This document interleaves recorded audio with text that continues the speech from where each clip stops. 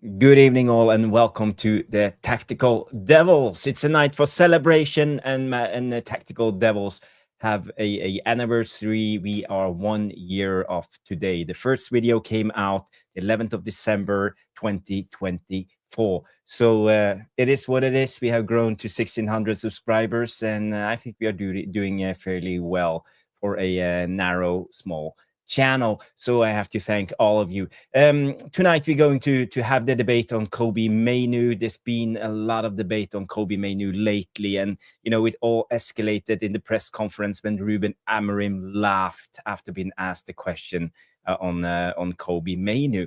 And the problem with Mainoo, we have seen little to none game time, and he's not given the chances he feels he needs to develop in his young career. The young lad is only 20 years of age, but he have achieved so much in his footballing career. Playing the final for England in the Euros, and also scoring the winner in the FA Cup final against none other than our rival Manchester City. So I would say Kobbie Mainoo has done really well, and we know he's a massive talent coming out from the academy in Carrington. So tonight, Stu and I will talk about this. We will talk about what the ex-players like Rio and Scholes said. What will happen? Are we going against our history? Is this how we treat our academy? Is this Kobbie Mainoo's fault? There's so many questions to be asked. And, I made a poll for you guys, and we will try to look at it. But Stu and I will be back after the intro. So please do us a favor while you wait. Smash the like and subscribe if this is your first time on the Tactical Devils. See you in a bit.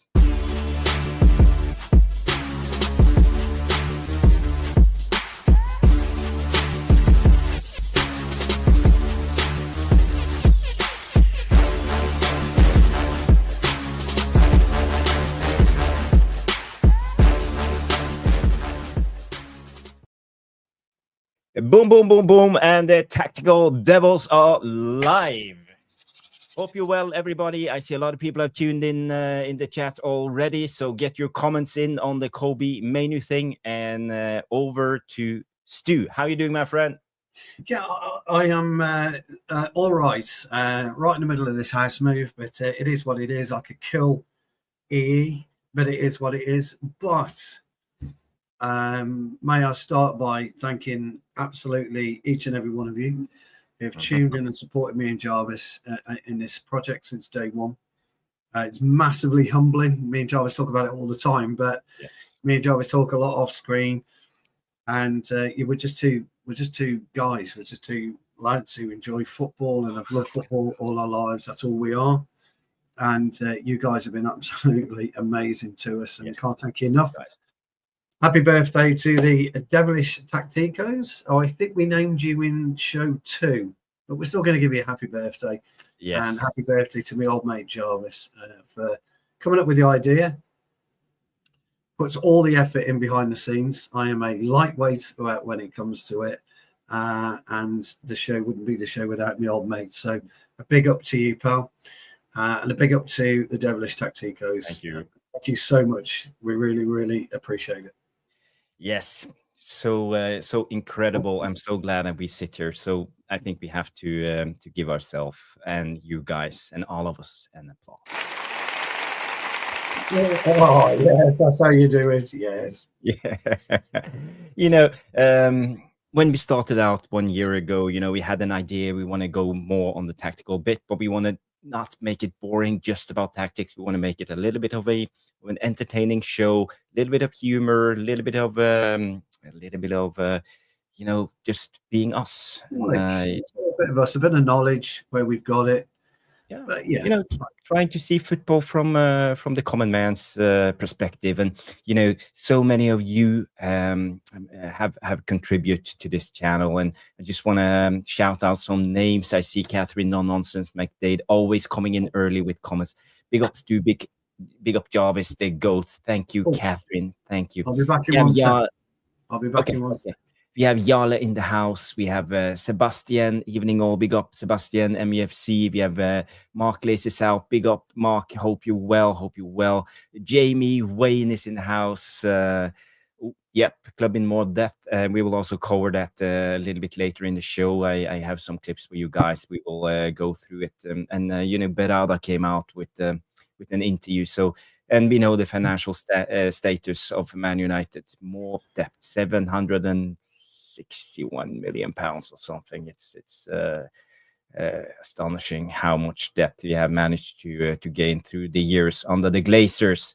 We have played out 148. Big up, played out. Good to see you, Irish Pit Terrier, Danny B, Tom Porter. Is it just me? Vopes is in the house. Good to see you, Vopes. It's been a while. Big up. Good to see you, my friend, wearing that Amorim Christmas hat. Brilliant. Well, let me stop you there just 1 second. So as I've been moving, I've dug out loads of stuff, but you always do, and you forget loads of stuff. But I came across something that I won, or my team won. I don't know. We beat anyway about 10 years ago. Anyway, so I thought it was apt. I didn't know it was show and tell, but okay. No, but I thought it was apt because this is what me and you deserve, and the Devilish Tacticos deserve. Ooh, yes. Hand it out to the Devilish Tacticos. This is for the Devilish Tacticos. So this was a Power League competition that we won. I don't know. I can't remember 10 years ago. I think I didn't even say. But I thought I would show this tonight. So on behalf of the Devilish Tacticos, let's give it a lift. I've actually got quite a few of these, but I just thought I'd bring this one out because this is the biggest one. but there you go. So this is to you also, Jarvis, to the Devilish Tacticos. The Devilish Tacticos. Yes, you are the best. I'm not gonna leave you waiting. I see I Am Titanium is also here. We have Day 147 and Jale. I mentioned Jale and we have Tyrell Gunner TV. Big up, Tyrell. Good to see you. Everybody is welcome on this channel, even an Arsenal fan. So it's just the way it is. We have a welcoming and heartwarming community. So no problems. We have the Kushak. Big up, Kushak. Happy birthday, Jar. Thank you so much. So let's get into it, Stu. There's been some rumors today, and I would say the last 2 or 3 months that Kobbie Mainoo is going to Napoli, and this came out from Fabrizio Romano a little bit earlier today. He said Napoli remain among the top 10 clubs who's keen on Kobbie Mainoo since August. Still very attentive on the situation. Deal depends on Man United decision, as Amorim doesn't want to lose players while many are away for the AFCONs. So again, he's being strongly linked to Napoli.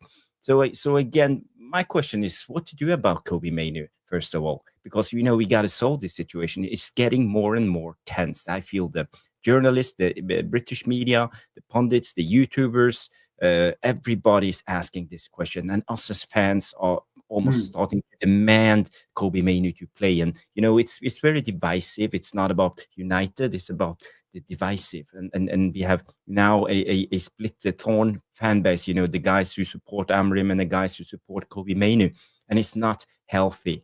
And why do we as a club always end up in this situation?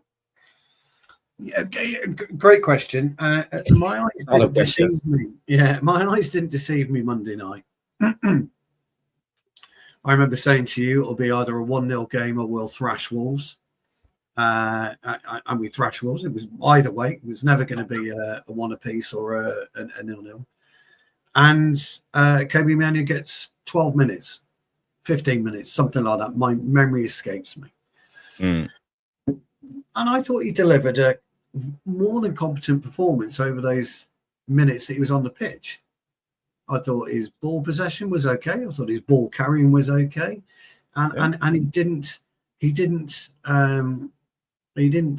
allow the team to fall back into problems that we have done when substitutes have come on in the past, and we can name certain games: Nottingham Forest, Tottenham, West Ham, Fulham. Where substitutions have come on, he's made this, and we have deteriorated as a team. And I don't think that necessarily happened when Kobbie came on. I think he showed something, and he showed us fans that Kobbie Mainoo still exists. And that's the key element to this. Kobbie Mainoo still exists. He's not gone anywhere. He's just having awful issues at the club, which we don't know about. Now, Yarlam Amin has mentioned it on one or two times, on one or two occasions, that he feels it's agent-driven, agent-led, and that there was some substance within the contractual negotiations that went on 18 months ago. Yeah, there's no two ways about it. 18 months ago, Kobbie Mainoo stock was hugely high, and regular for England, played in the Euros final, would have been expected to go to the World Cup. When he came back in the summer, Kobbie Mainoo was expecting the FA Cup. Yeah, he's expecting to be on the plane next summer to go to the World Cup, and it's all just fallen to pieces for him. Now, two things can happen to a player, can't they? Because we've experienced it ourselves. You either roll with it and just mosey on along, take your money, pop it in your pocket, and see out your contract, or you dig fucking deep and you make things happen for yourself. We all know in this world, everybody, the devilish tacticos, every devilish tactico that's watching now, people that watched us in the past, people that watch us in the future, Jarvis, they all know if you want something to happen, you've got to make it happen. You're the one that's got to make it happen. Now, whether Mainoo is dabbling around with somebody like somebody once did with David Moyes' family member, I don't know. I don't know if Amorim's got kids and how old they are. So I don't know. Has he upset somebody within the organisation? Is it a coach? Does he not believe in the young coaches that are there? Not Mainoo, not Amorim particularly, but the young coaches. Something that you've made crystal clear your feelings on that over the past 12 months. Has that happened? Has he had a pop at physio because his knee injury or his calf injury or this or that just hasn't happened? There could be a multitude of things. Has one of the players put his Bentley up on bricks? And then again, we don't play in Liverpool, so chances are they won't. Sorry, Liverpool. But, there could be anything that's got under the kid's skin and he's not where he wants to be. He's not in a good place, whether it's family life, but he's not in a good place professionally. Now, what they're doing at the moment, either somebody's feeding or the press are re-showing or regurgitating the JJ Gabriel story. Gabriel, yeah, he wanted to go in the summer, and Manchester United dragged it back from. He was opening the gates. He was going through the holy door at the Vatican, and he wasn't coming back. But we somehow managed to grab him back. So they're making this. There's something so strange going on because you don't suddenly bring that in when you've got the Kobbie Mainoo phenomenon again. Now, he came on and he was. I thought he was excellent for his cameo at Wolves. I didn't think he put any foot wrong, Jarvis. He wasn't near as bad as what he's been over the last couple of weeks. So maybe we're seeing a Kobbie Mainoo turn the corner. Who knows? We won't know though, will we? Until the season is over. So look, I'm with Yarla, by the way. I'm leaning towards the misfit of an agent. It's got a lot of Paul Pogba about it, this has. With Mina Raiola. God bless him. It's got a lot of Paul Pogba about it. Maybe Mainoo started to believe his own press, started walking around Carrington as if he owned it. I doubt that. Yeah, There's no evidence for something like this. We haven't seen anything, No, and and I we doubt know it was. we know the scrutiny on every Man United player. So if they put one foot wrong, everybody knows about it. But Everybody knows about it. Kobbie Mainoo hasn't done anything. No social media, nothing. No I agree. light on something negative. So for me, I think he's innocent when it comes to this. He put his head down, and I think he come to a place where he tried his best. He asked for a loan before the season. He didn't get one, and he haven't got any game time. And it looks for me like Amorim is not rating Kobbie Mainoo. He's not the right fit for a Ruben Amorim midfielder. And I think this is where the biggest issue lies. I know. I don't disagree. We can all agree that we're swallowing a little bit of humble pie over Mason Mount at the moment. I think we can all agree with that. He probably had the best game of his Manchester United career against Wolves. Okay, the bar's not exactly high, let's be honest. Wolves are just abysmal. But he's demonstrating a way to fight back in football. He's doing that. He's demonstrating. Whether we like what we feel about Luke Shaw, difficult at the minute because he's demonstrating a way to fight back. Harry Maguire demonstrated a way to fight back after his ability. Kobbie Mainoo needs to do that, Jarvis. He needs to demonstrate a way. He needs to take a look at Martinez. He needs to take a look. And I'm talking about Martinez's injury record. Take a look at how he's tried to get over that adversity. He's got people around him now at the moment which seem to be stepping up at the right time for Ruben Amorim and the right time for the fans. And they're the most unlikely players that you would expect to, whereas there are other players such as Xerxes, can he catch a break? No. Dorgu can't seem to catch a break. We've got more players than not that are Kobbie Mainoo-esque where they are in their career right now. And that's a big worry for me. So it isn't just Kobbie, it is other players, but it's a big worry for me. But Dave made a great point. We're not brilliant at the moment. We weren't great at Wolves, were we? I haven't got a chance to see the analysis, Jarvis, but I'd imagine you were quite level-headed on that and say, hold on, let's just take a step back here. First goal from a defensive point of view and Sam Johnson's point of view is fucking unbelievably poor. I mean, how the hell? Nobody, I was watching it and I can't imagine anybody even saw that going in. I mean, everybody was complete, even the commentators were amazed. It was a dreadful pass from Bruno. He played it behind Cunha. No, Cunha played it behind Bruno, and Cunha slipped. How he scored, it's beyond me. But nobody knows. Nobody knows. I'll take it. I'm not sitting here complaining. No, you'll take it. No. Yeah. But my point is, it was not a well-conceived goal, was it? It wasn't. We didn't cut them to shreds, And so I just don't know where I am with Kobbie, and I think this is the problem that every fan is at the moment. But Dave did make a point anyway. Sorry, I wanted to come back to Dave 147's point. He can't get a run in a team that's not outperforming any other team. And I tend to agree with that.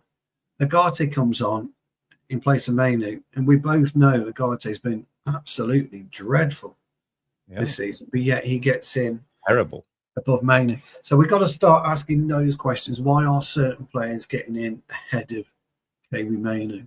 And I don't have the answer for that. But we do have a super chat from Bilal.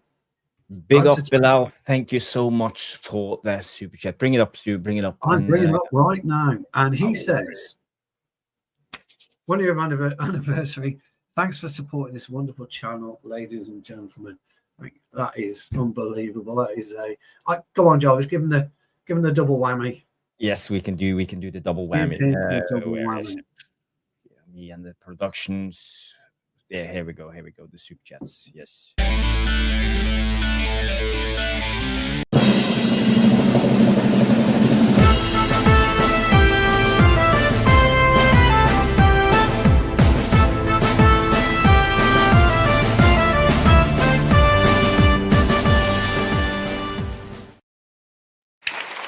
Thank you for that.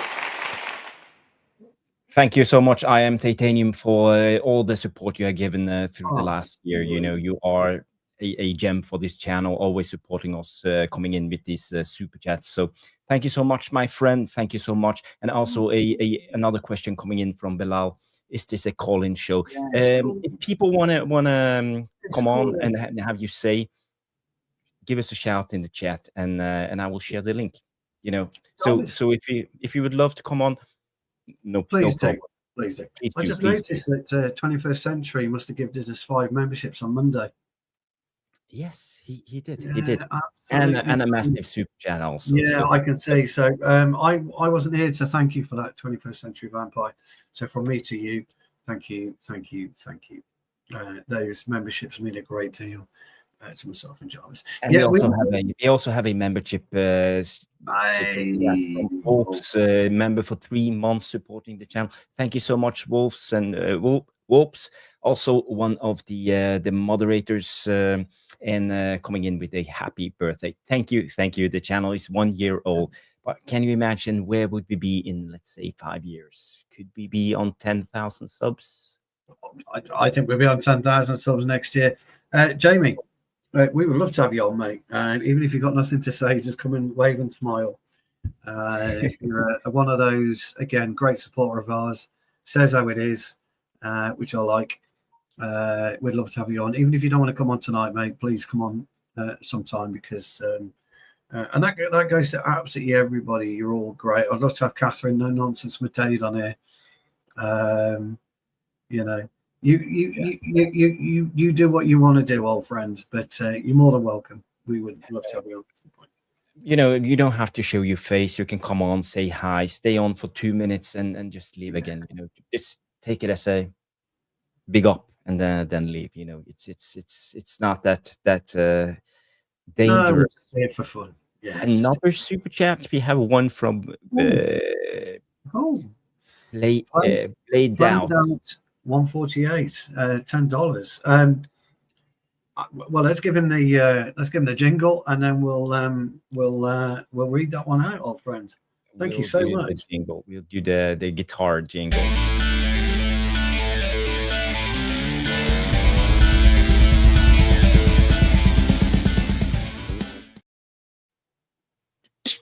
I'm hoping my new drum kit will be at the new house soon.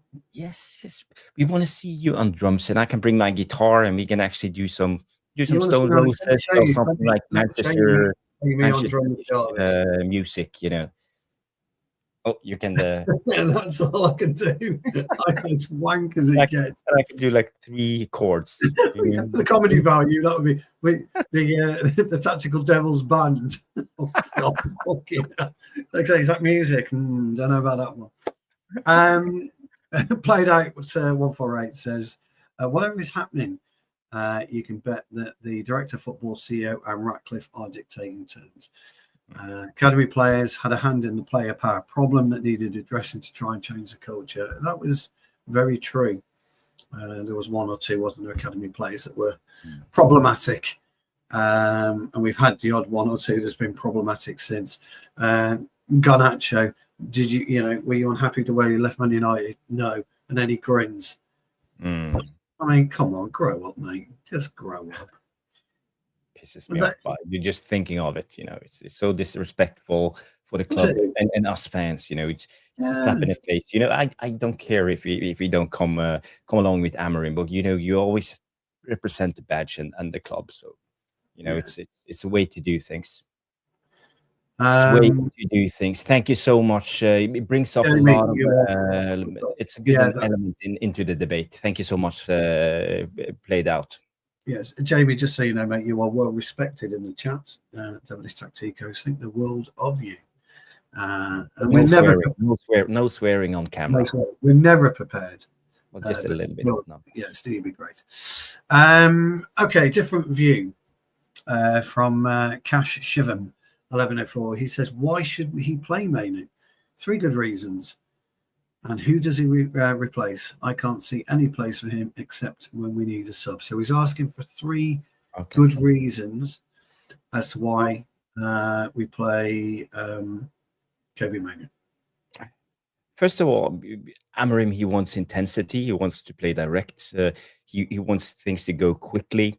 And people, when we brought in Amorim, people, and me including, thought that we were going to play a more Portuguese, Spanish type of football, and sometimes explode. But what I've seen from Amorim now, we have reverted to long balls, going direct all the time, and we play back and forward, and we can't sustain this level of intensity during the full 90. That because of this, we see the dropouts all the time, and I feel that Amorim feels maybe that Mainoo is a little bit too, what's the name, tedious on the ball. It takes a little bit too much time. He slows down the tempo. But Amorim, he just wanna give full throttle and go into attack. And I don't think they have the same philosophy. I think Mainoo is a little bit cooler on the ball. He wants to take it down, take his time, let players come into position, and then play it. Amorim, he just want to play it behind and run. So for me, that's the first reason. I think it's a clash of philosophies. That's an interesting take, actually, about the tempo. We talk a lot about tempo, don't we? I don't like the way that we slowed the tempo down at the back. I've been a critic of that for a long time now, about the last 5 years, because I think it's a trap. Yeah, I know it's the so-called trap. I know, but I never liked it. I want to get the ball Admiral up. Akbar, Star Wars. It's a trap. It's a trap. Yeah, that's the one. It's a trap. Yeah. And I've wanted to. I've never liked that part of play. In football, I don't even like it for the mighty Tipton Town. We try it. I don't like it. I'd like to move the ball into midfield. It's a big risk, and then it's a small reward in my mind. Yeah, it's a tiny reward because get it when you succeed, but if you fail, you will have the opponent right in your own back alley, and they one mistake and they will score. So if you get somebody who's going to pressure really, really high, he's going to give you zero. A Jamie Vardy type player who's got no respect whatsoever for ego. Don't give a fuck who you are. You could be Franco Baresi. I'm still going to try and stick you in my pocket. That because these players are like that. And there's not that many around anymore, but somebody like that, and it just does not allow for complacency. That's the trouble. We are very complacent as a unit until we get to a certain area of the pitch. Then we become almost alive. But so many teams, if you've noticed our last few games, we're having to tiptoe around players all the time. We get the ball, we're being chased. We move the ball, we're being chased. The opposition knows where the ball's going. They know where Ahmad's going to turn into on the pitch. They know where Mbumo's going to turn into on the pitch. They watch and they follow Cunha's movements. And when he does take the ball to somebody ready for him, they know what Bruno's going to do. If he's deep, he's going long. If he's high, he's going short. We all know this. Again, you just open your eyes. Everyone knows, what's happening. So it's really quite interesting. What he was saying there. The other reason for playing Mainoo, because you've addressed one, is his goal scoring ability, his technical ability in and around the 18-yard box, in and around the 6-yard box, with players around him which are tight to him. He's got the ability and the intelligence and the common sense to find space or use the player, the defender, as a shield to disguise a pass or a shot. We don't have that in there. Even Bruno doesn't really demonstrate that type of intelligence in that area, and he's done that. And we can count on one hand, by the way, the vital goals he scored within that catchment area of that particular area. So I like that side of him. So that's a good thing for me.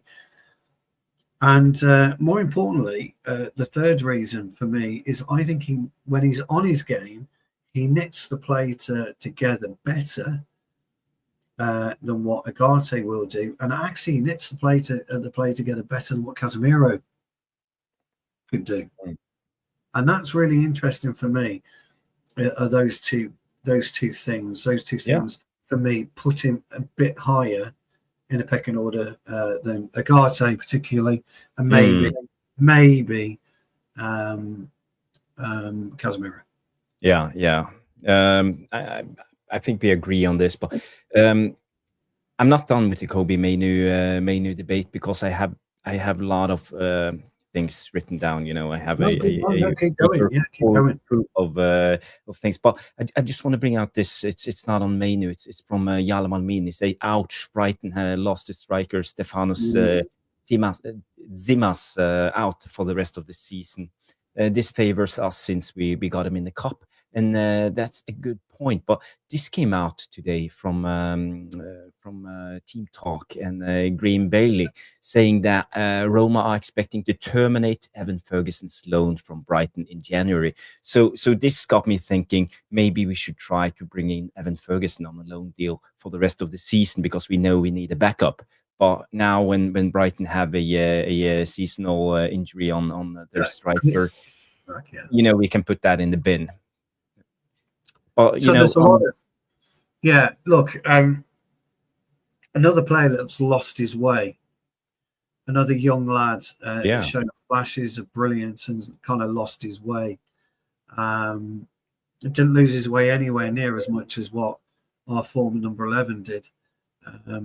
Who is now ripping it up in France, by the way. Really ripping up in France. Probably will never play in England again. I would never say never. I feel that we will see. He was on the Champions League team of the round, and he's rightly so. He's brilliant as a footballer. He's brilliant. Yeah. Right or left footed. So sad that we lost him, but what happened. But this guy, Evan Ferguson, shot into the limelight, got a nasty injury, was out for a good 12 to 18 months, I think, and then he just has lost his way. He can't seem to get back in. And you've got almost two lost souls here. You've got Evan Ferguson, who's clearly got qualities that any club would have, and you've got Kobbie Mainoo. You've almost got two lost souls. It's not uncommon in football, by the way. This isn't uncommon whatsoever. I think he's playing tonight, actually, isn't he? I think he's in the squad or he's starting. I think he's playing for Roma tonight. But you've got Harvey Elliott. Now, we know he's a very talented footballer, but can't get a sniff at Aston Villa. It looks like he's going to have to go back to Liverpool in January. Evan Ferguson is likely to go back to Brighton. You always have this with young players, and even with Mainoo, the second season syndrome, as we call it. They rise into the occasion. They live on adrenaline the first 6, 7, 8 games. And then we see a little bit of a fall off, and next season, nothing. It takes almost like they have to adapt to the new pressure of being higher up the pecking order and having more expectations on the shoulders. And maybe this was also the problem for Mainoo. And he came out. He played really well, and he struggled a little bit with injuries. We talked about his too. Maybe lost the yard of pace after the injury. Hardly see him sprint. He looks a little bit slow. I think he put on a little bit too much muscles, too much weight at once. He looked heavy.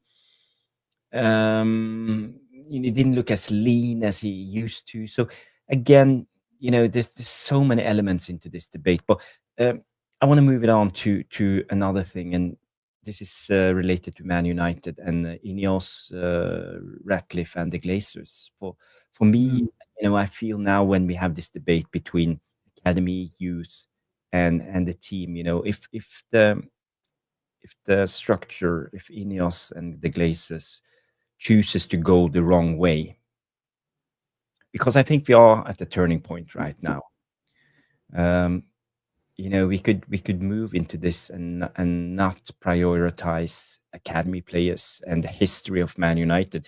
And I think we seem to forget if they do this, I think we will lose a lot of fans, because there's a reason why we started loving this Man United team.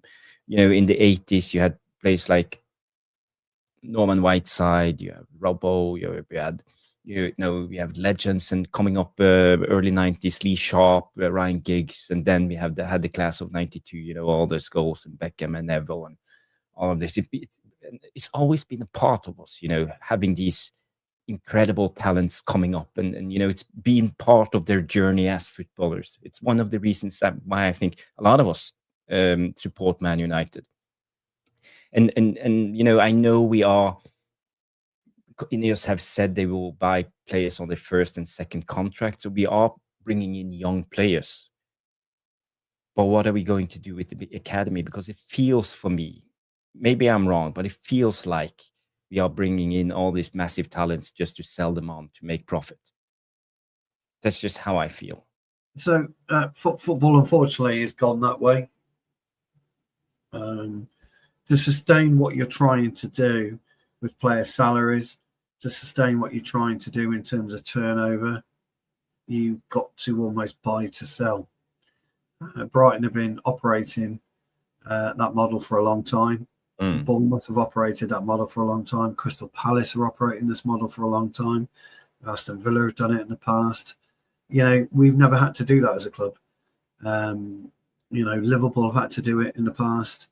City bought up doing it because they got fuck all money. They had no choice. They had to try and, do that. But it's not just Manchester United. When you look up and down the country, you look up and down the clubs, there's very few academy footballers making it in the first team. Phil Foden's a big example, isn't he, for City? He's that big one for City, isn't he? The right back for Liverpool, he's that big one for Liverpool at the moment. But Harvey Elliott came through their academy. He came from Fulham, but he came into their academy.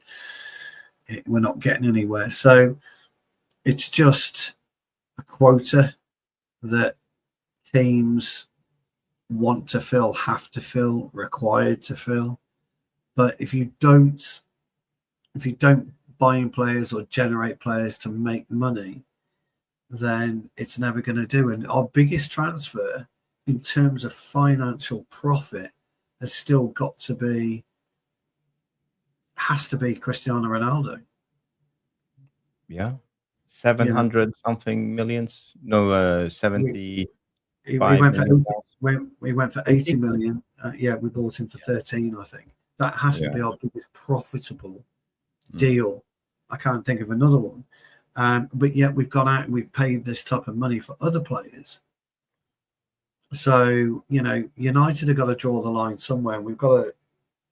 They're almost, if you believe what you've read today, which, by the way, it's a publicly, it's a PLC, so the numbers are public. They've stopped the rot in terms of, losses. We are losing money still, but nowhere near the losses that we were having before they took over. In terms of how we become more profitable, and it is by buying and selling. Football is now a buying and sellers market. It truly is. When you look at the clubs and some of the players, City are sitting on an absolute gold mine with Haaland. Whatever they're paying him, if Real Madrid come knocking, City will just say, well, here's our price. You pay it. We were in that boat ourselves with Ronaldo, if you remember. We want 80 million for him, and we want cash up front, and then that's it. And that's go for it, Bob. And that's it. So we took the money. We got the 80 million. We took the money. So is Mainoo worth any money right now as to what he was 18 months ago? No, because 18 months ago he was hot property. Today, so there's probably no point in trying to sell him because I don't think you get the money. You look at Conor Gallagher. There's concrete rumours out today. We're talking to Gallagher and we're bringing him in January. Seems to be concrete rumours now on loan, because we're following up what we wanted to do with him in the summer, by all accounts. But it's almost a cert, I think, that Conor Gallagher's likely to be at Manchester United in January. It won't go down well with the bulk of the fans. What are we doing with Conor Gallagher? We should be going out and we should be buying Anderson, Wharton, But are we ready for those types of players yet, Jarvis? I also read somewhere today that United are going to spend and bid for Semenyo, Blaber, and Anderson. And become as difficult as we can to be beaten, but we can't afford that. We don't have that money. So to generate that type of money, and this is the key element, and I really am sorry, but the key element, Jarvis, is to be able to go out and buy players, you've got to make money. You can't do it otherwise. You've got to make money. So I don't know, mate. Well, we have to make money, but the thing is, it's the way we do it. We have one of the highest incomes. As a club, we make a shitload of money. Yeah. We spend money on so strange things. After the Glazers came in, and we spend a lot of money on debt. We have even used our credit card. We have taken up more debt. And now the latest report, comes in, and this came out. Rushmano shared me this one. Big up Rushmano, and say from the 58s, 1 billion debt, highest ever, even with all the cost-cutting, ticket rises, and redundancies, Glazeonomics, and they're still here, So but there's not a bank in the world that'll cash in on that debt. You see, that's the trouble. Because it's Manchester United, there's not a bank in the world that they'll cash in on it, and that's the worrying thing. Look at this guy. He's the owners. It's not good, and the thing is, I know we are trying to turn things around, and we are cost cutting, and the ratio of wages compared to income, and all of this looks better. We are doing better. The report came out from Berada today. I don't know if you I've read some of it. Yeah, not all of it, but I've read some of it. Yeah. So Berada comes out and say these robust financial results. Let me just reflect the resilience of Manchester United as we are making strong progress in our transformation of the club. The difficult decisions we have made in the past year have resulted in a sustainably lower cost base and more streamlined, effective organization equipped to drive the club towards blah, blah, blah, blah, blah. So, So basically he's saying, giving himself a pat on the back and says, we have done a good job. We have all the cost cutting has paid off. But in what extent, we are... we were, was it 1 million less? Was it 140 this year, or this 6 months, or this quarter, 141 last quarter, something like that? We're about 1 million down. It's actually worth pointing out that this year, with that revenue, we haven't had the Carrington sponsorship, and we haven't had the training kit sponsorship, have we? We haven't had those. And I don't know whether it was 20 million a year, 25 million a year, 10 million a year, but that's hit a little bit in our finances. We're not getting any European television money for this year. So we are generating decent money, but we're still not there, are we? We're 3 million down, but we're not where we need to be. Simon Stone says Man United first quarter financial result, total revenue of 140.3 million, down slightly from 143.1. Without Europa, I think that's okay. Tells you a little bit that we still make money. Operating profit for the quarter was 13 million pounds compared to a loss of 7 million 12 months ago. So we have turned the corner and we start to make money. Not much, 13 million, but it's a little bit.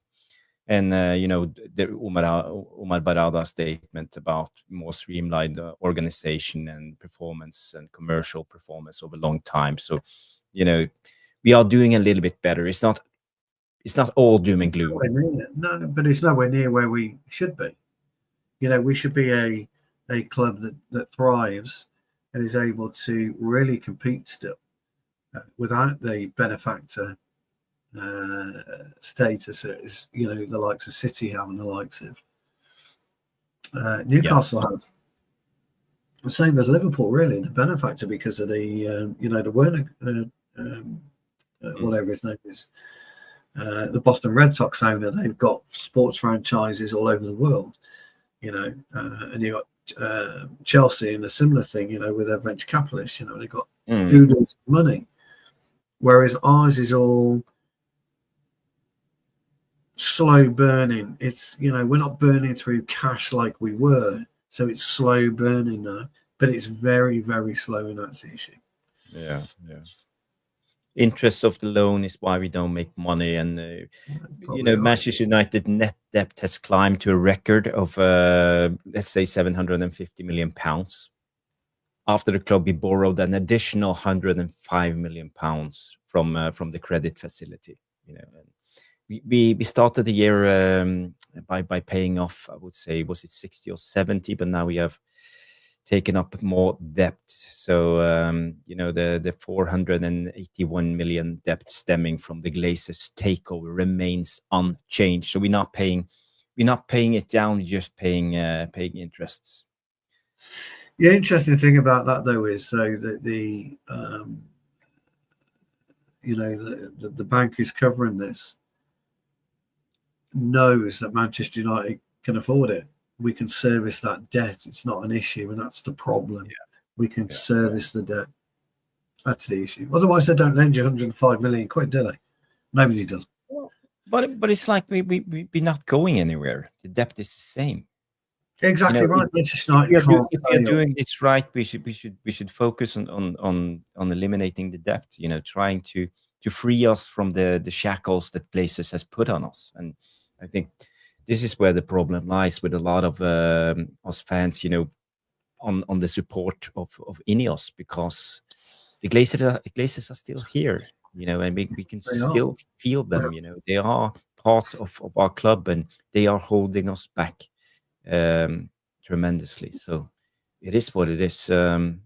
But we're not going to make this about the Glazers or Ineos. No. We are going to talk more about football and the Kobbie Mainoo thing. I think we covered most of it. I just want to ask one quick question, Stu. How do you see this Kobbie Mainoo saga ends? He ultimately will end up leaving the club.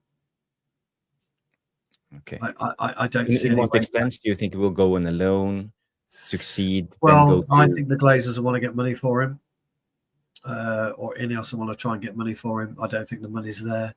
I just don't believe that. I just don't believe that there's a way back for him. No. Oh, excuse me. No, it's a real shame. It's a real shame. Thank you. It's a real shame. It's sad. It really is sad that it's ending or going this way with him.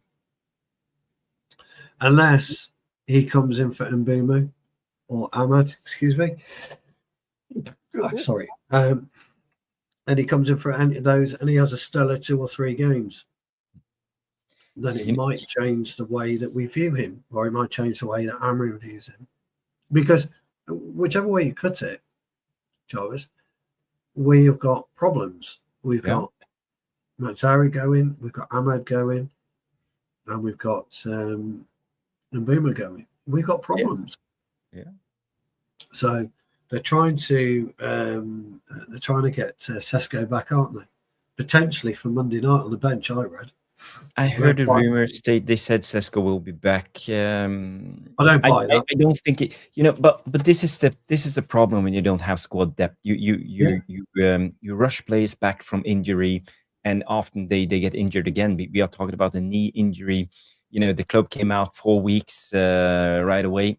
I said no way, not 4 weeks. It's minimum 6 weeks, but most likely 8 weeks. And because it's a recovery period. It's not just about getting fit.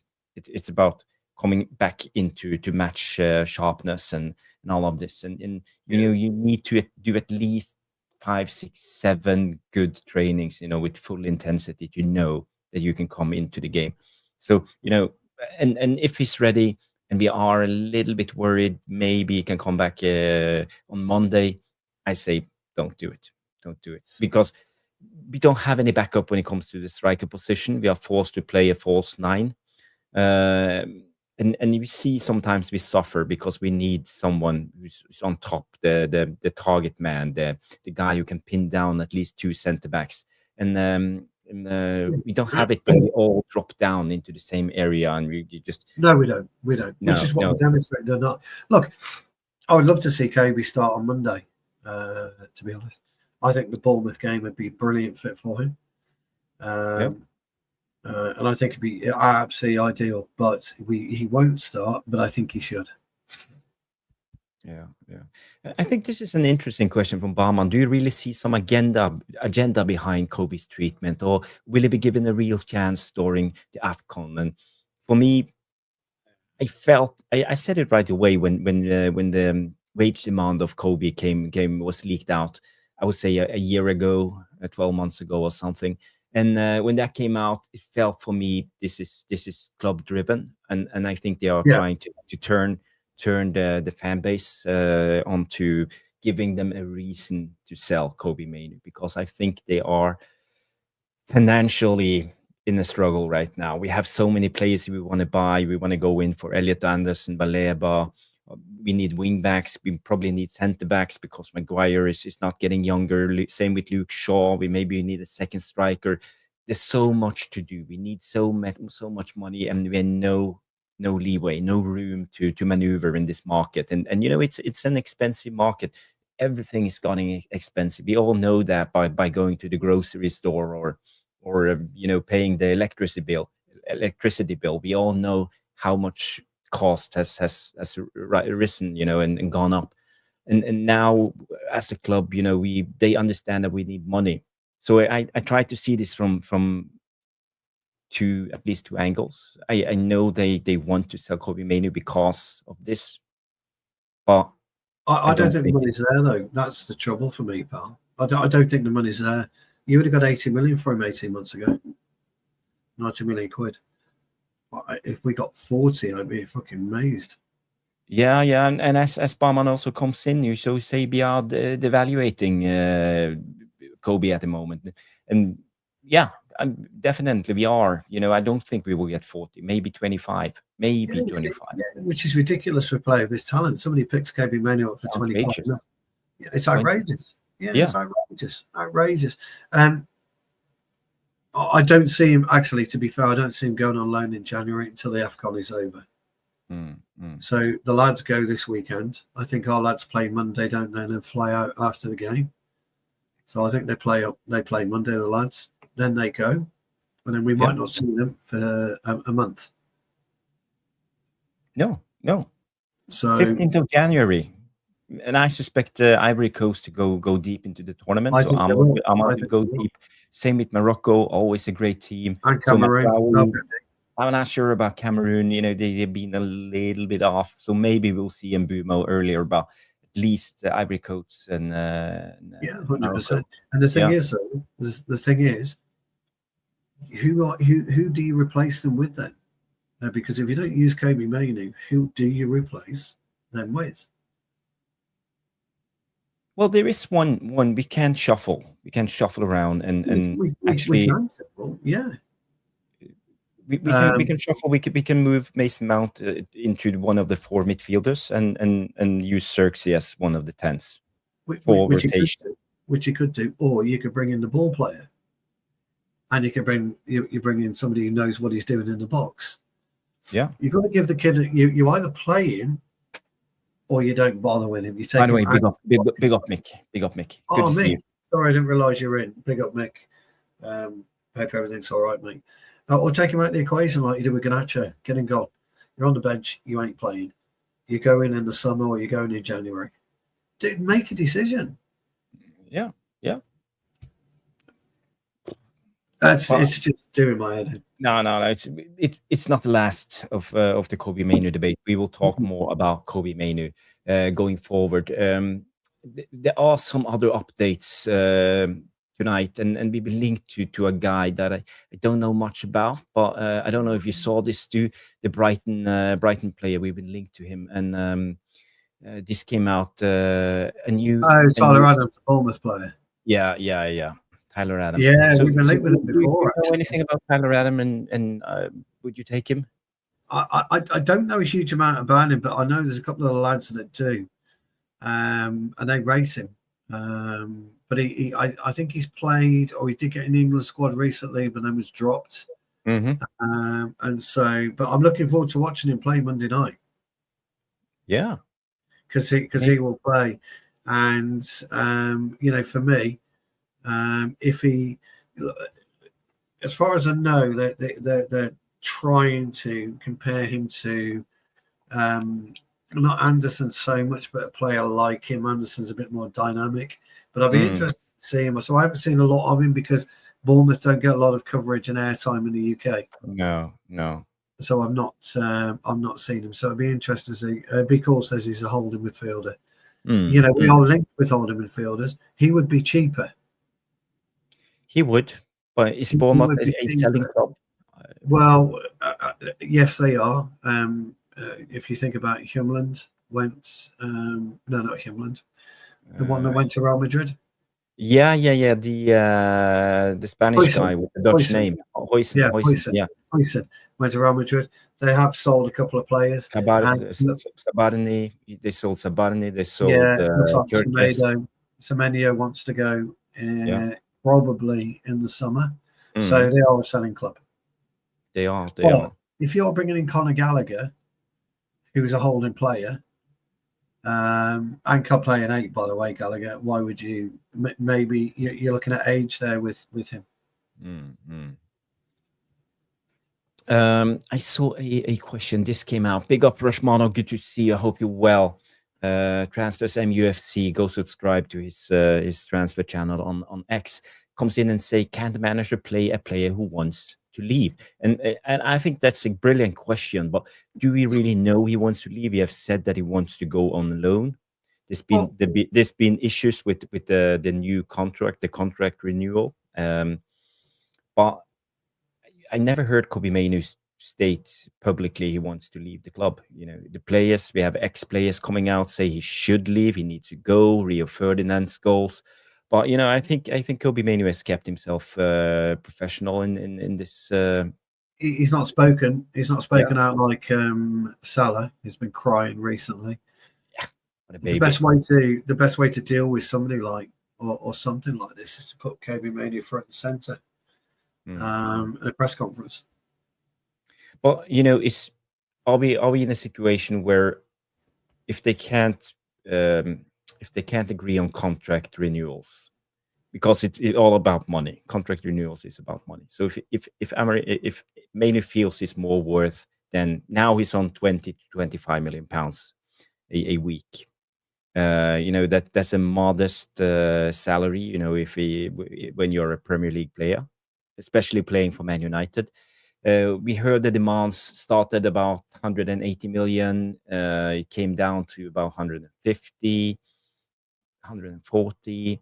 So we don't know where they are. But is it the same from Kobbie Mainoo saying he wants to leave than not accepting the new contract? Because he still have 2 years left on his contract, and we can extend his contract by 1 year. So he's not going anywhere.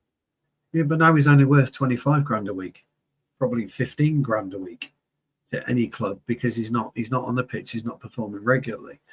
Look, in England international, if you're on 25 grand a week, you set your sights at 100 grand. 75, 80, 90, 100 grand. But you top out at 120. That's your ceiling. Yeah. When you have a stellar 12 months, 18 months within that next phase of your contract, and you scored 10 goals with 48 Premier League appearances plus FA Cups, then you can go back and say, I'd like to go to the next step, 180. Because they're not you negotiate an automatic renewal.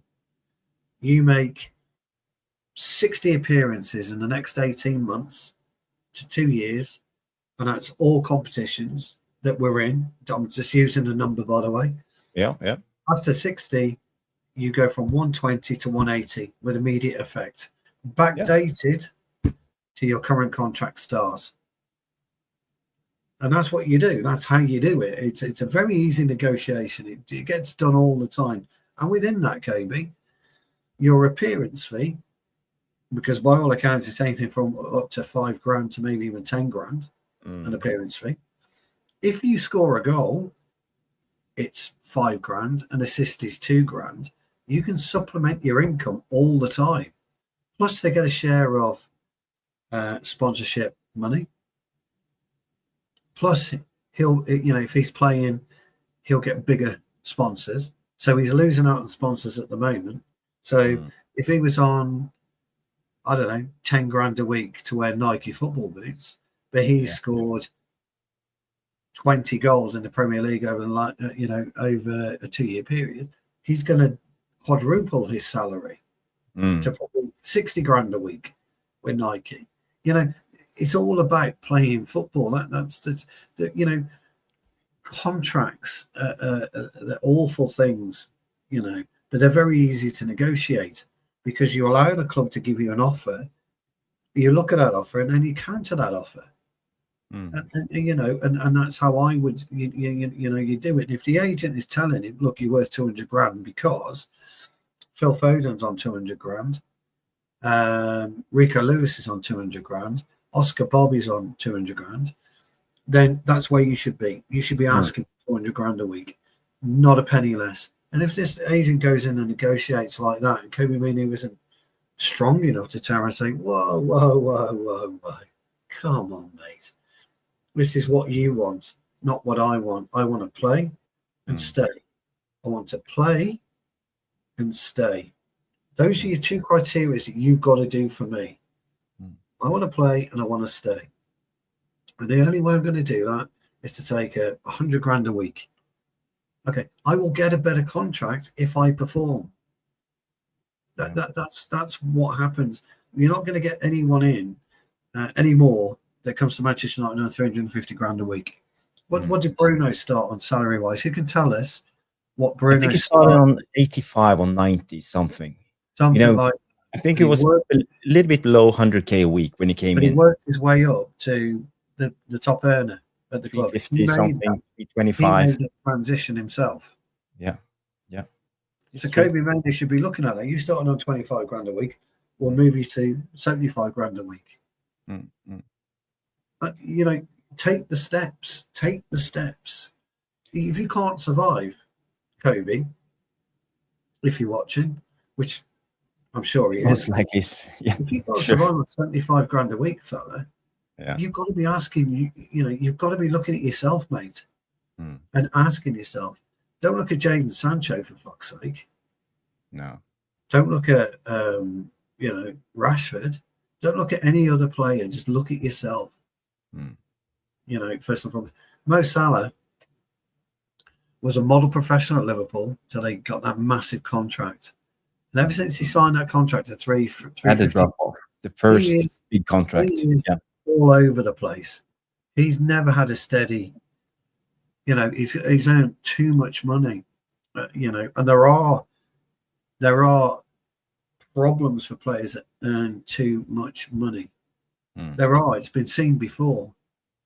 Rashford, as soon as he earned 300 and what was it grand a week, he completely changed. It's so much money. It's life-changing money. That's the problem. To comprehend. So in a way, I think it's good from the club holding back on these youngsters, not giving them everything they want. And I think from that aspect, I think that's a great thing. We have seen too much player power when it comes to all of these youngsters. Volps come in and say, said it before, bring back the days when you got a sponsor and your name on the side of a club car when you made it as a player. I'll tell you what, get Ryan Giggs had one, so did David Beckham. Yeah. Sponsors on the side. Stu, did you see the link I sent you, the one on Harry Redknapp? I haven't had chance to. That's quite funny, and he talked about the older days. He played for Harry Redknapp. He played for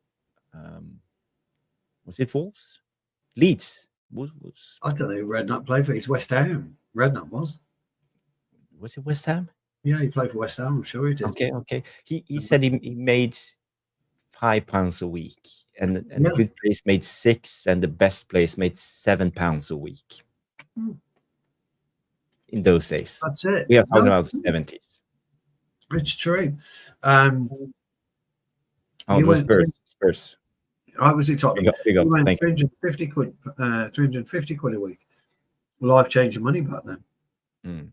But now, the consequences of football and finance is so bad that National League footballers are probably earning about 1,500 quid a week. Just let me just comprehend that just for 1 second. Playing football can earn you 1,500 quid a week. Yeah, that's good money. £6,000 a month for playing football. I know they get heavily taxed, etc., but just for playing football. And if you're sensible, even at National League level now, if you are sensible the way you live your life, you can be comfortable when you finish playing the game. You get up to League 2 now, you are on average £3,000 a week, £3,500 a week. Wow. League 1. That's League 2. Yeah, League 1 Tier is anything 4. 10 grand a week. And the Championship, we know there are players on 70 grand a week. We know there are. Yeah, even 100, I believe. Step 6, step 7 in England, you could get 100 quid a match, 100 quid a goal. You could get 350 quid a week for playing for some of the higher. Yeah, when I played, I was happy if they gave me free gear. Like I played 30 quid. I was on 30 quid a week once. That was it. 10 quid for the bench and 30 quid. And you got money back on gas when you drove to away, expenses covered and stuff like that. That was the good times. That was the good times. Mick, I saw you sent me a message. I haven't had time to check it out. But this is the problem. The point that we're making. Sorry, Jarvis. The point that we're making is, once you get to Premier League level, and once you get to Manchester United level, and I guess once you see these players coming in Rolls Royces and Bentleys and things like that, and you're coming in your A class, bearing in mind you're 20 years old, by the way, then you've got to deal with it. You have to deal with where you are in the pecking order. Yeah. In football, it's been like that for years. Anyone who plays football will tell you. In here, in England in particular, there is a pecking order, and you have to deal with it. In every competitive environment, there is a hierarchy. There's the common players, and you have the and the best players are on top. Obviously, that's how it works. There's a great story years ago, and I can't remember actually if it was Hadji or Stoichkov. I think it's Stoichkov when he went to Barcelona. He went from Barcelona to Galatasaray, and he made millions at Barcelona, but he refused to demonstrate his wealth at Galatasaray. So he became one of them. So if they were driving Mercedes C-classes, which is, not an expensive car in the UK, he would drive a Mercedes C-class. He wasn't above them. And footballers today, they don't give a damn. I told you a story last year about Sam Johnson. When I was at JLR a few years ago, he hadn't even played a first team game for Man United. He came and paid cash for a Range Rover Sport, and he hadn't even played. I think he was on about 15 grand a week, and he hadn't played for Manchester United, and he was been able to do that. It just demonstrates the lack of reality. And so if Mainoo, it is about money, we don't want him at the club. We have to say that. If it isn't about money, it's about something else. We need to know. It's probably, I wouldn't say it's about money, but I think this is where it stems from, the public disagreement. It comes down to the contract, and but I think the club are forcing Mainoo. That's forcing him out. That's just how I see it. But it's just speculations, and this is why we are here. Talking it through, and having an open mind, and maybe some disagreements, but at the end of the day, it's just a life and a footballing debate. But Barman comes in and say he thought Ruben is sticking to his guns in midfield, not giving others a chance. But yeah, I agree. I think Ruben is too stubborn. I think he should give Mainoo more chances, but apparently he's not. Why? I'm not sure. But then again, I feel maybe the club is pushing Kobbie Mainoo out.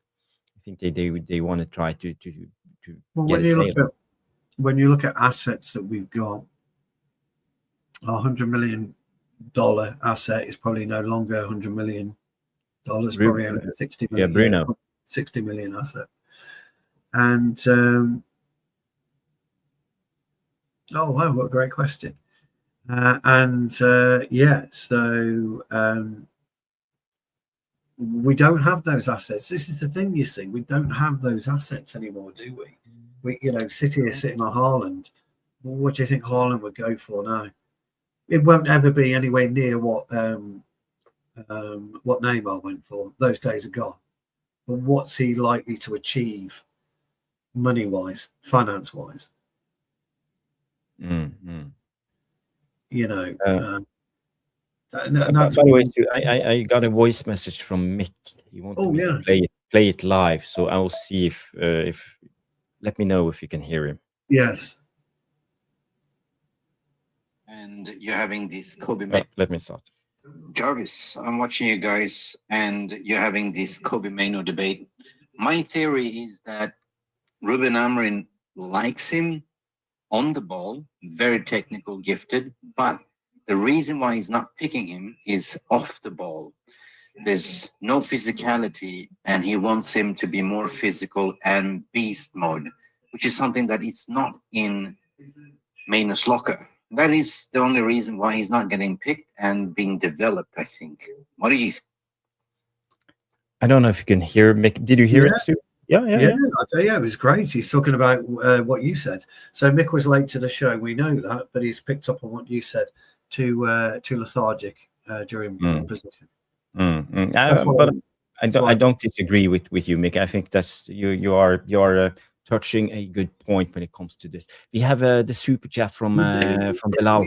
Great question coming in with a fantastic question. Lads, have you ever played football outside of your country? I have. Obviously, yes. Yes, Portugal, Germany, France, and Italy. And I loved all those tours. And they were absolutely brilliant. And those have been with different clubs. Shifnal Town Vets. We go to Portugal every year, September time, and it's fantastic. I didn't go last year because I was away on business, but I'm hoping to go this year. Germany, when I was 12 years old, that was my first taste of European football with Telford Jacks or Junior Jacks. And that was absolutely superb as well. I absolutely loved it. And then, Italy, again, was a Shifnal Town Vets. So, yeah, and France was just a group of us getting together and playing a football tournament out of there. The thing about playing abroad is, in fact, to be honest, the thing about playing away, wherever you are, and that is beating somebody in their own backyard. You can't beat that. Just going away and beating someone in their own backyard. You just can't. I think it's absolutely fantastic. But yeah, Shifnal. So a lot of the tournaments are 7-a-side because of the heat. But the Portugal one in particular is absolutely brilliant. It's run by a company called I2. And ISL. I2 is a different company, ISL, and it's absolutely fantastic. Mick just sent me a message. She's saying good night, calling it the night. So big up, Mick. Have a good night. Brilliant question. I played outside my country, but nothing extraordinary. I played in Denmark and Finland and Sweden and stuff like that. Tournaments, but not in Central Europe or yeah, nothing. Still outside. It's outside your country. You know. Well, I played once in Berlin, but that was like a school team. But Yeah, no, it's brilliant. it was a great Yeah, game. I didn't even yeah. have my football shoes, so I had to borrow shoes, you know. And the studs, I didn't like the studs. We were playing on real grass, and yeah. Oh, you can But have the right ones. but we won it. We won Norway against Germany. I think we won the game 7-6 or something. Oh, fantastic! Yeah, Yeah, yeah, I yeah, love. yeah, yeah. I mean, yeah, wherever we can, and we play. We haven't played for the last couple of years, but we played the RAF vets, and that's brilliant because they fly them in from all over the globe. And I'm talking all over the globe: South Africa, America, wherever these vets are, they fly them in, and you have proper Premier League student refs, refu, and that's always at St George's Park. And that's always a good annual event. I love stuff like that, but and that's always rough as well because they're rough. The RAF are rough. So yeah. But I bet you a lot of footballers have played through the years in Norway actually, because we have a tournament in Norway that's called Norway Cup, and that's widely known as the world's largest youth football tournament. And you know, there's thousands of teams and players from many countries coming in annually, every year, coming in and playing that tournament. You know, and that's the big thing. If you are a youth player, you know, you want to go to. Yes. You want to come to Norway Cup. So if any of you have heard about Norway Cup, you know, you should check it out. Norway Cup. Wow. Yeah, and the cool thing is, you know, there comes teams from Brazil, Argentina, France, Brazil, from Africa, team from was Garincha. Garincha wasn't there. No, He's he here because that's why. Because he's showing the show Garincha. Garincha. I have a couple of more news to break before we do. I'll open the lines. You know, if any of you want to come on and just say hi. This is our 1 year anniversary. We started the channel 1 year ago, the 11th of December 2024. So you know, if you want to come on and have you say that will be brilliant. So I will share the link. And you don't have to show your face. You can just come on, but don't jump on until I have covered two more news. The first one is this one. Manchester United see Conor Gallagher as a good try before you buy option if Atletico Madrid are open to a loan next month, according to Ben Jacobs, coming on as a guest on the United Stand with Beth. So again, more rumors about Conor Gallagher, but this concerns me a little bit, and I want to have a small debate with you, Stu, on this one. Yeah. And you know, this came out. Don't be surprised if the start of the January transfer window is Manchester United starts the January transfer window slowly, but business could pick up towards the end of the window, according to Ben Jacobs. So. I think we will go into the January window slowly. I think we need to act quickly. We need players in on 1st of January because of the AFCON. But, you know, this worries me a little bit. This is how we move as a club, always. Man United, slow United. Why is this? And what's your take? My take is it's a bit lazy. You know, it's an easy thing to make up, and you've got no facts in there. So because you've got no facts in there, you've got no accountability. I could be, you know, you could say to me, Stu, what do you think? I think, you know, it'll start slow, and you know, in the summer, Jarvis. In fact, if you think about what you've just read there, you stated, United won't do anything till August. It'll take us ages to get across the line. I said so. Yes, you said so. I was right. You've got no facts to, you know, you haven't been told anything by the club, etc., etc., etc. You made your point and you were right, and that's all that is. That's somebody making a point. And then how can he say that? And then you're going for Conor, and then he's also saying about Conor Gallagher. He's, you know, it's contradiction in journalistic terms.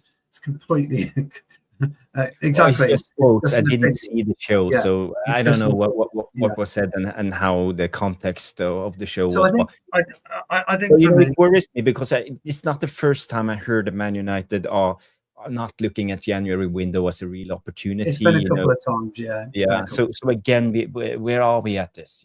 Shouldn't we act? Shouldn't we try to enforce the squad and try to compete for Europe? Now we have a fairly good chance for the Champions League. We are in striking distance.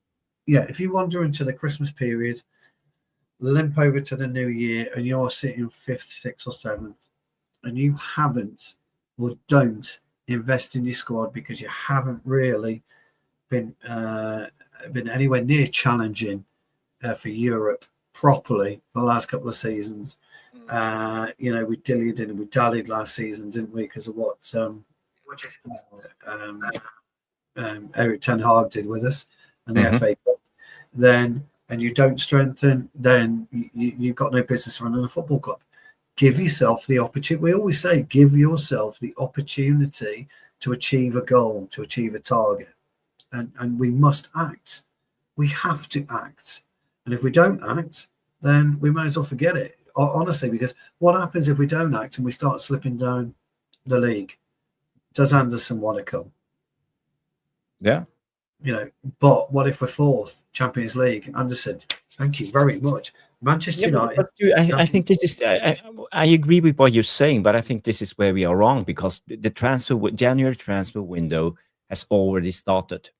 It started a month ago, and it takes time to make deals, to agree with clubs, and then 1st of January, boom, you go out, you sign that contract, and it's official, and we have a new player because the window has already started in a way, and if we act too slowly, and this is why I think Ben Jacobs is right when he says we won't do anything until the end of the window because we are sitting on the fence, we are waiting to see, are we in striking distance, do we have a chance, and then if we do, then we move, but then it's too late. I think he's hedging. If you snooze, you lose. If you come in late in the window, the deals get more expensive. Is what I would call Ben the Hedge Jacobs. So he's hedging his bets on this one. He's taken the longer term view. I'm not surprised by that. I wouldn't be surprised if we don't do anything until the last 2 weeks in January, Jarvis. But I would imagine Conor Gallagher's not going to piss about if he thinks he can get the England squad by coming to United. Yeah. Look, somebody asked Mason, get a load of this, right? Somebody asked Mason Mount, didn't they, after the game, are you thinking of England? Are you looking to get a backdoor entry into the World Cup squad? And he said, I'm not thinking that far, obviously. But, those are the types of things with journalism, Jarvis. And it's quite, like I say, when there's no accountability to it, because he didn't turn around and say, well, actually, Jarvis Cocker told me off the record, but I'm putting it on the record. United won't do any business. We're going to be very cautious in January. He's surmising. So it's an opinion. Look, you are the oracle on the transfer side. I seem to be the oracle score-wise, don't I, Jarvis? I seem to be getting it right. So God knows why. But you called it right in the summer. You were right. We made one early signing. We dragged our feet for the rest. You were absolutely right.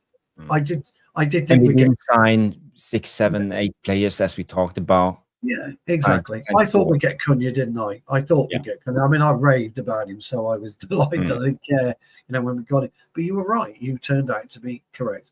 And you could well turn out to be correct here. But my suggestion would be, if it's Gallagher, I think it's an easy deal to do. First and foremost, I really do, because he will want it. So it should be easy to do, but who knows? It's fucking annoying, really, isn't it? It is. I opened the lines for you guys. If any of you want to call in, Here we go. You say.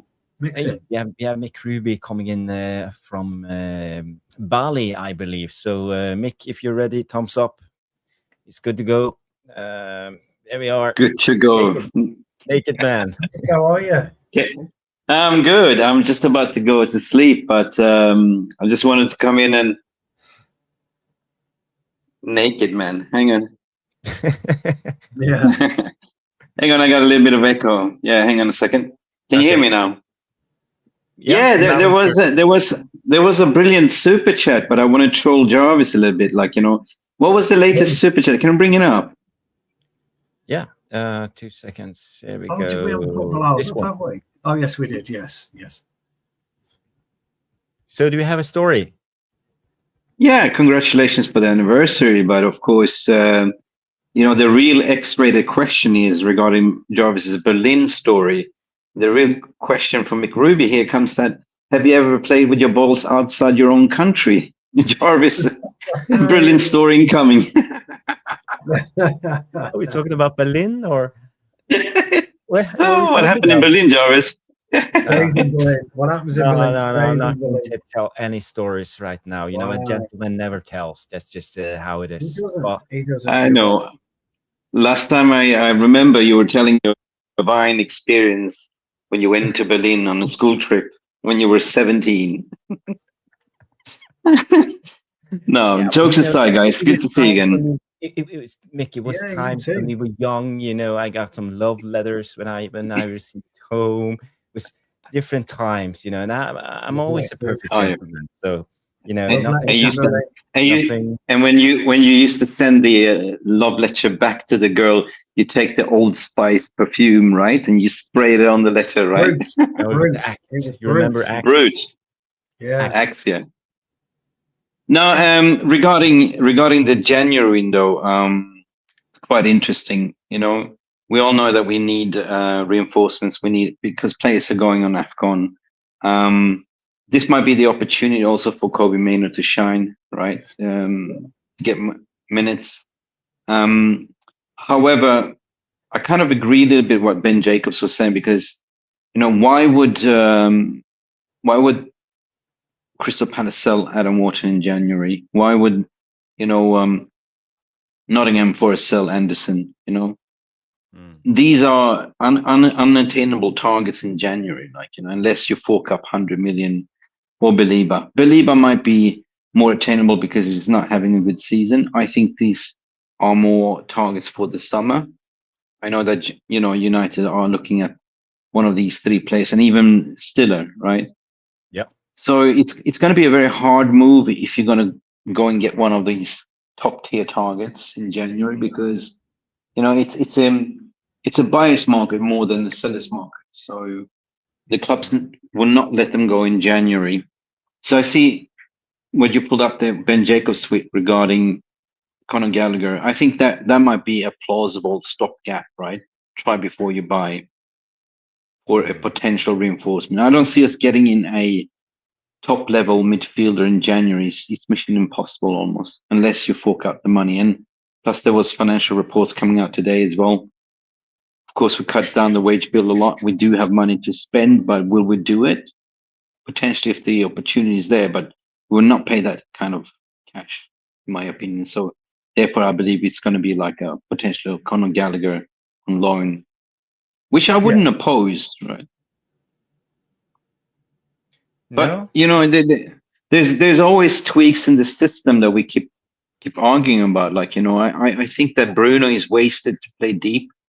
Bruno is more as soon as he's pushed more forward as a number 10, we score and create more goals. And we spoke about this before. Maybe push down a Mason Mount or a Cunha is more of the ball playing number 8.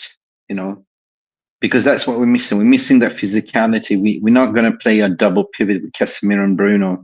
That's failing, in my opinion. So we need one steady ship, like a single number 6, and then a more advanced number 8, somebody that can carry the ball. And that's why I see Cunha fits more of the profile, playing on the left, Yeah. Or you throw in a Mason Mount there as well, and Bruno and Mbeumo on top, and Steska, of course, coming back. Yeah, but they all play on the left. They all play on the left. They all play in the same area on the pitch. It's quite congested in a way. You see Cunha, Bruno, Mason Mount. Even when Xerxes is on, they all operate in the same area of the pitch. So I don't feel that we are balanced when we play. We are not. No, we're not. We're stuck with number 10s. Yeah. And the thing is also, if you look at Xerxes to be or not to be, right? I don't see why we have Zirks in the squad whatsoever, because he's not a number 9, he's not a number 8, he's not a number 10. And he's the type of person that is kind of linking up to play, like receiving the ball from the number 6, outside the 6-yard penalty box and just distribute the ball. So I wouldn't be opposed if we either sell him permanently, or I don't know, because once Sesko comes back in, I don't see Xerxes getting one single sniff. No. So I think Xerxes got a chance of moving on. To be fair. Yeah. Quick one when it comes to this. We are linked to so many midfielders, and I think a lot of us as fans we fantasize a little bit about us getting a strong midfield of Baleba, Anderson, Gallagher comes in, a lot of these guys, and we are signing. But people, you have to keep in mind when it comes to Man United and the transfer window. Last summer, we needed a striker, and we were linked to all of these guys. Sesko, yes, Gyökeres, Delap going to Chelsea, Osimhen. We had all these big names. Everybody was linked to Man United, but we only signed one. So again, I feel that we are in a place in this midfield that maybe I would be surprised if we keep Bruno for another year and just sign one midfielder when it comes into the summer transfer window, none in January. If even if we loan out Kobbie Mainoo, I think we're just looking at a loan, maybe a short-term player coming in, because I think we want to go all in on one of these big names that are linked to us, but only one. I think this is where money comes in, and I think we have our limitations when it comes to the transfer window. And I don't know, guys, if you have any takes on my theory. Okay, before I go as well, just want to raise another one. Because if I look at Amorim when he was manager at Sporting, he embedded, I think it was 17 youth players into his team. So therefore, I'm a little bit looking at like, wait a minute, what about Shea Lacey? Getting up the team. What about the academy players? When are they getting the chance, right? And then I look at JJ Gabriel, the amazing talent, the 15, 16-year-old. He's probably looking at, well, if they can get into the team, maybe I should just jump ship to Barcelona or Real Madrid. So I'm a little bit surprised that, even when we were 4-1 up the last game, why didn't he chuck in Shea Lacey to give him a debut? Because if I looked at Amorim when he played at, when he was managing Sporting, he gave a lot of youngsters the chance and they became developed players. So what's stopping him now, really? Is it survival football, or what is it? What's your take? There's no reward for him to do it. That's the biggest issue. It's all risk reward, isn't it? Look, we all know that Shea Lacey is a precocious talent. We know that. JJ Gabriel, another precocious talent. But you've got to look at what happened with Obi. And that's the biggest issue. Obi played 3 or 4 or 5 games, didn't quite work out for him, and it hasn't worked out for him since. And we've got to look at what happened with Chido and what Chido was doing. Yeah, Chido was doing at the under 21s. He was given that shot. He was bored on. He was bored in, and it just couldn't click for him because the gulf between under 21s football or 23s to Premier League elite is massive. Now that they're very, very talented footballers at 18, 19, 20, 21, 22, but they're not growing, they're not developing because they're playing the same size footballers. When they get to Premier League elite, they're coming up against Anderson at Fulham, brick wall. They're looking at Tarkowski at Everton, brick wall. They're looking at, a variety of different defenders, brick wall. Sander Berge gets it, pops it off, looking the other way because he's done it for 20 years, and these kids are not developing because they're playing youth football still. They're not, they're still playing within their age group. We got Kai Rooney, 15 years of age, precocious left foot, brilliant finisher, but not right just yet. So we've got to do something. The system's got to do something. Yeah, I agree. Where we go back to the old reserve level football, where you are playing, 4 or 5 players that are established Premier League footballers. Not one has been that's come back and is allowed to play. It just doesn't work. You can't work with one of them. You've got to work with 5 of them. That's the biggest problem. Risk reward. But guys, we have a couple of guys waiting in the green room. So last question. Yeah. And then you got to bring in another one. Sure. No, I mean, by the way, no. I'm going to go to sleep anyway. But Stu, you touched something on Kobbie Martin.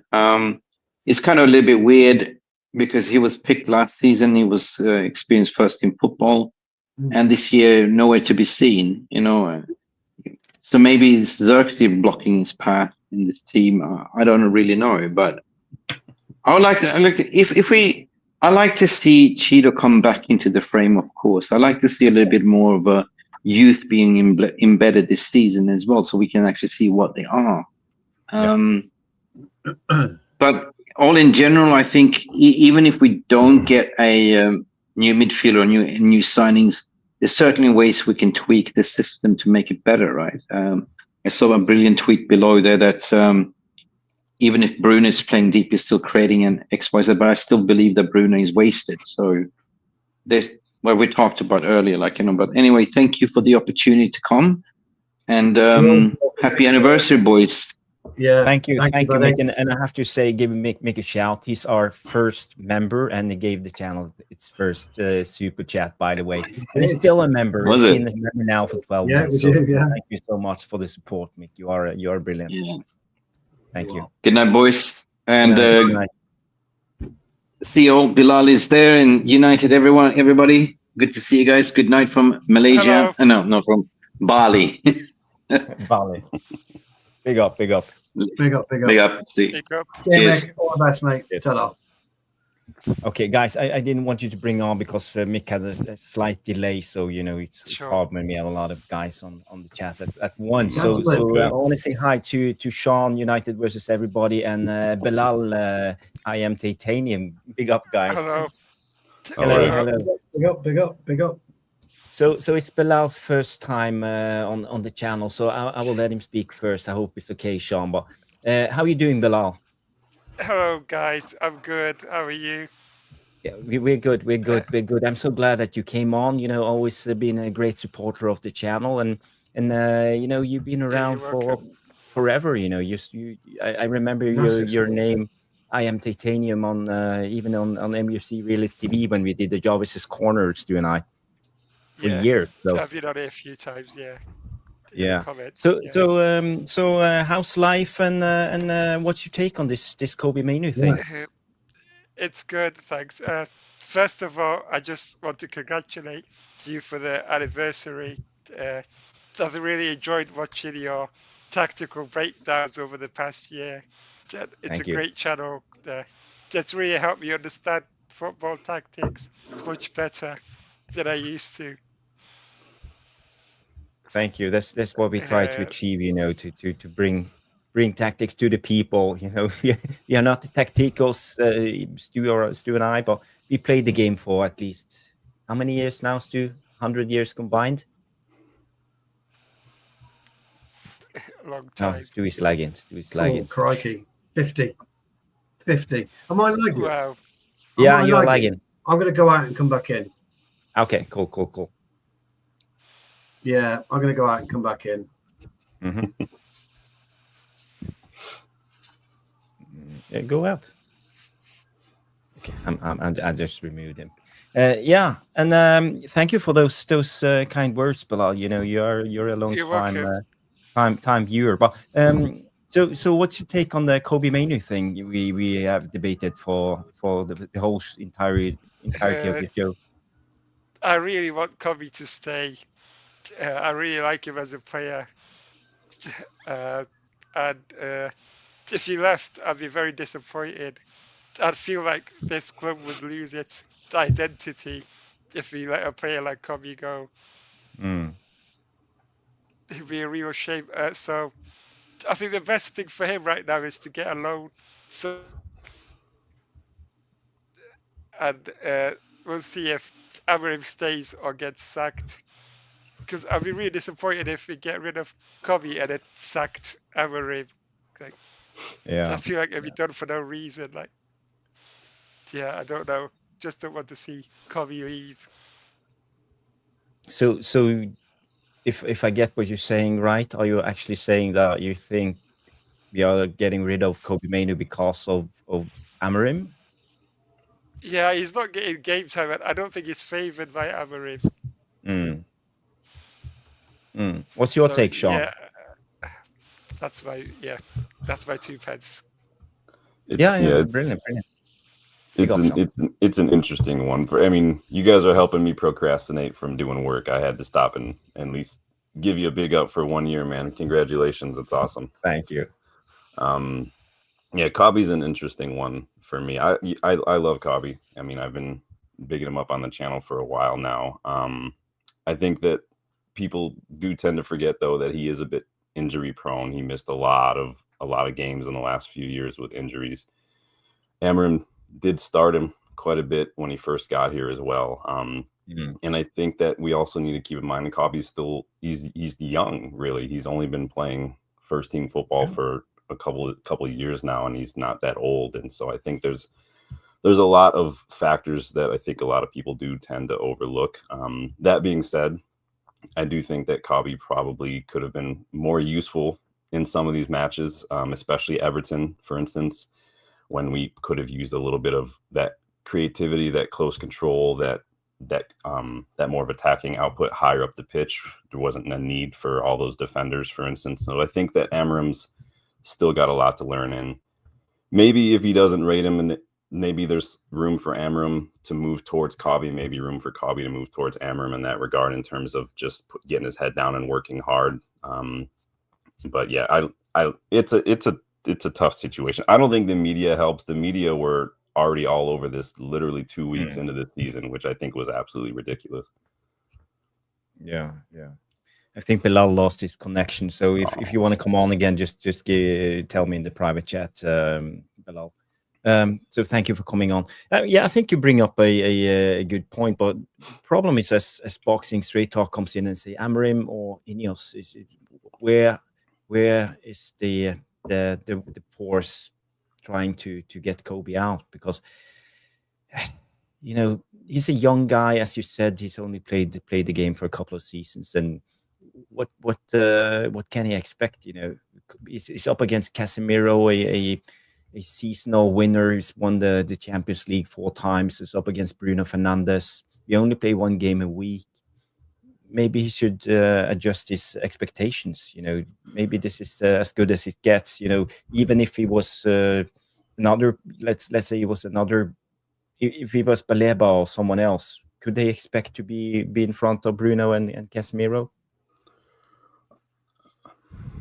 Should they? Maybe last season Baleba could have had a shout to start ahead of Casemiro, but this season Baleba's kind of fallen off a cliff, right? I mean, he's the first one subbed off almost every match for Brighton, basically, these days. I guess it comes down to, for me at least, when I look at Kobbie, when I want to maybe start describing some of his characteristics, some of his profile, does that match up with this system? And that's generally the lens that I look through a lot of targets and players that we have through, is the system. It's not just about, is this player good? Are they going to fit the system or not? If we can't sign a pacey wide winger necessarily, for instance, because we don't really play with that profile of player, so it doesn't matter if we have one like that, and if that makes sense. And so if you had to describe Kobbie, how would you describe him? Yeah, I think that's a really good question. But for me, I think Kobbie is a number 8. He's good on the ball. I think he's the type of player who takes his time on the ball. He likes to dictate the tempo. He's not afraid to hold on to the ball, and the courage he shows. Not many players have that courage, because you have to be strong, you have to be press resistive. And playing football myself, I loved playing with guys who could do that thing, because it gave you time to come into position. Because football, it's not about 4-4-2 or 3-4-5, whatever number the combination is. It's about rhythm and tempo. And sometimes you have to accelerate, and sometimes you have to take it down. And for me, a player like Kobbie has that ability. That's why I always rate players like Vitinha, like rate players like Sanderberg, players who's good on the ball. But I don't see it happening in this Amorim system, because if you look at Casemiro, he mainly plays on one-touch passes forward. If you look at Bruno, he does the same. It's always like rushing it. We want to be explosive. We want to be on the front foot. We want to, what's the word Amorim uses all the time? But that's why I think that's a brilliant question. What type of midfielder is Mainoo in your mind? No, I fully agree. I think like what you're saying, the ability to, I love the word delay when you're talking about the pause and like the pausa and stuff, just the ability to delay play for a second, allow tempo to kind of build up or to slow down. I think, yeah, you hit it. I think Kobbie is excellent on the ball. I think his press resistance is class for someone his age. I think that he's still developing physically. Just that's what happens when you're young. And so I do think the pace and the strength and that explosiveness is not where it probably can be, because he's just young still. That's just part of what happens. I don't think that I see as much of passing range as I see from someone like Bruno, and maybe that has a lot to do with it. Can he pick out those runs from Mbeumo or Cunha or Šeško the way Bruno or even Casemiro can? Maybe that's something Amorim looks at. But I do like Kobbie. That's why I push so hard, especially with Šeško being injured. And it makes no sense, but I'm like 3-5-2, 3-5-2, 3-5-2. Let's get 2 8s. Let's get another body in midfield. We're so easy to play through. Just put another body in there. I think he and Bruno as 8s would be excellent.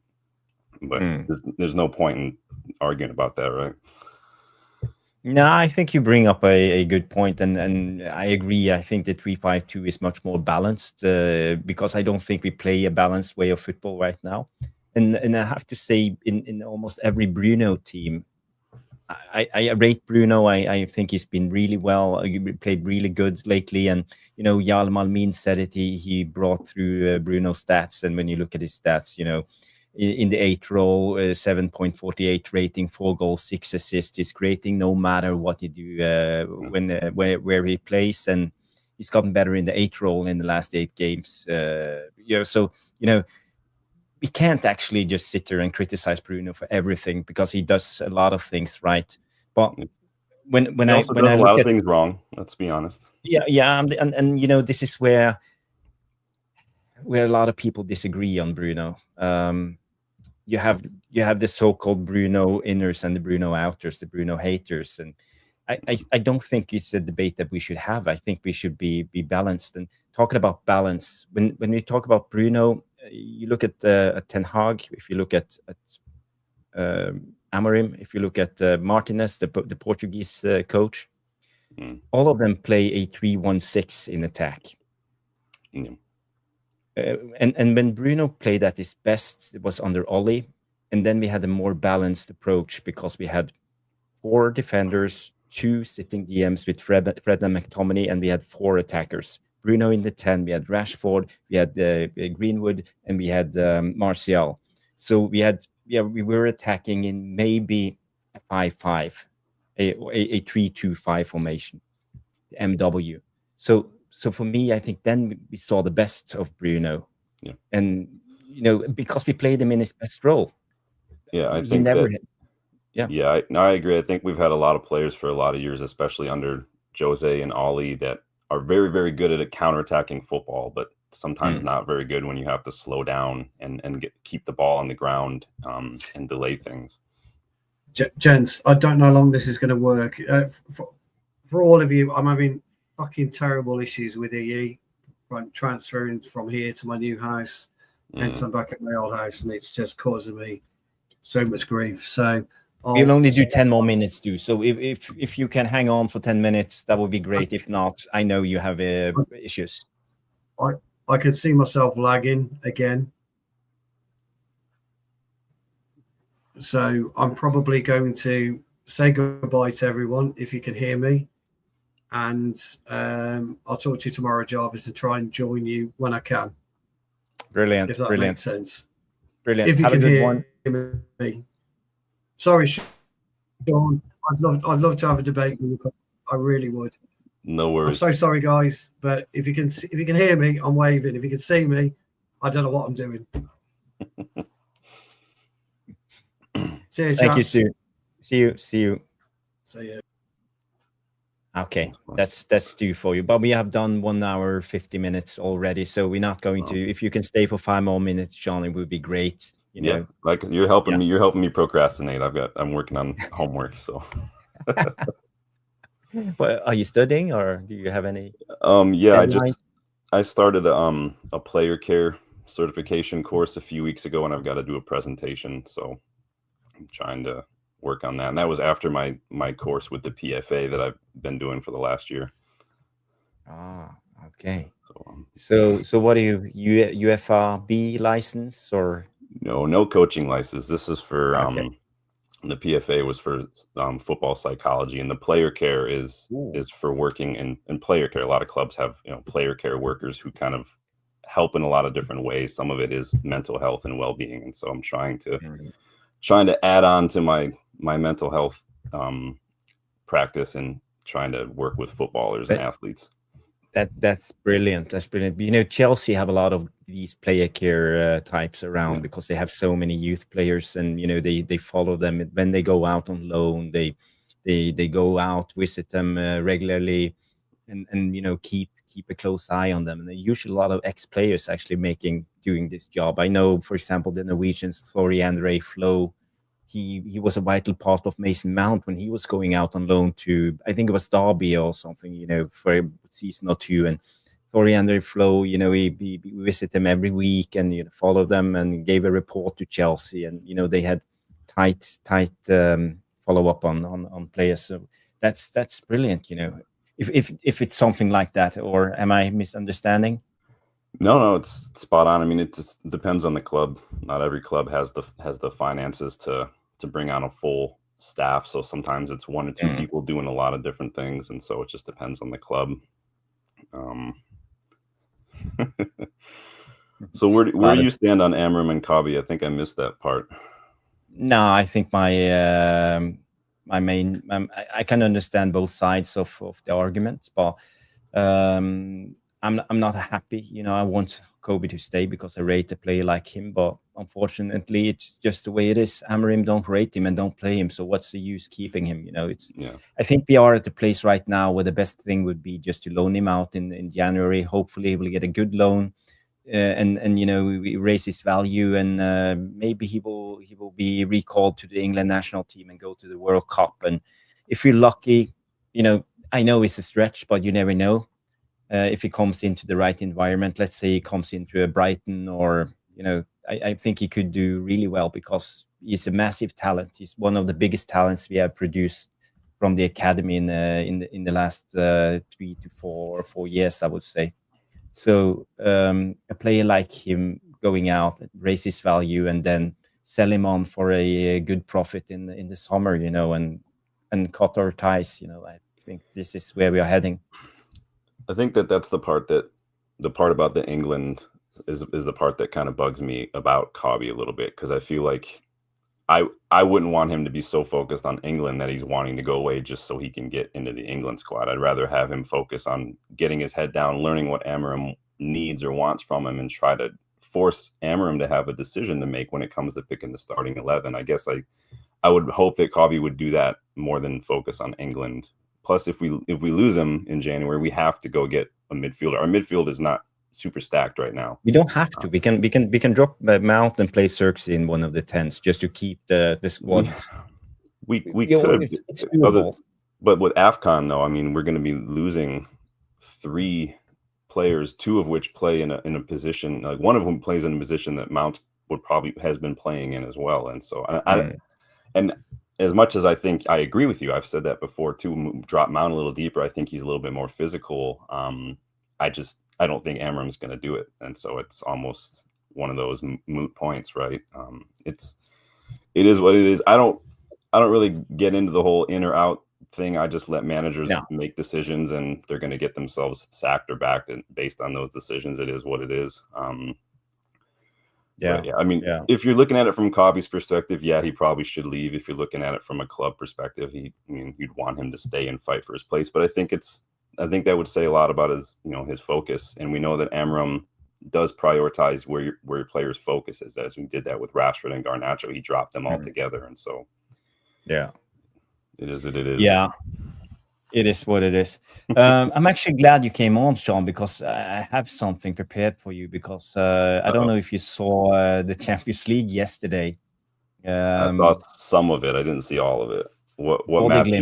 Body Glimt played against Borussia Dortmund away, and you made a brilliant breakdown. If you guys are not familiar with Sean's channel, United versus Everybody, you should all go and subscribe to it right away. I'm very particular on the channels I watch, and I watched a couple of shows, and I was hooked because it's a great channel. So I really recommend it. So you're too kind. You're too kind. Yeah, but you have something special. You don't sit there and just talk BS. You actually break down a lot of. I get a lot of useful information on players. Up and coming stars. You do a thorough breakdown on all of these players, and you did a great show when it came to this guy. Jens Petter Hauge, the guy who scored against Borussia Dortmund. And Graham Bailey reports now a host of English sites were in Germany on Wednesday to check Body Glimt star Jens Petter Hauge. And the 26-year-old winger was on form, and he scored the crucial equalizer in Body Glimt's 2-2 draw with Dortmund. And he was knackered after the game. They gave everything. He couldn't even stand on his feet. If you go back and watch the pictures, he's laying on the pitch, just gasping for air. But they gave everything, and I think he could be a prospect. And you actually looked at him as a wing back. So what was your conclusion on Hauge?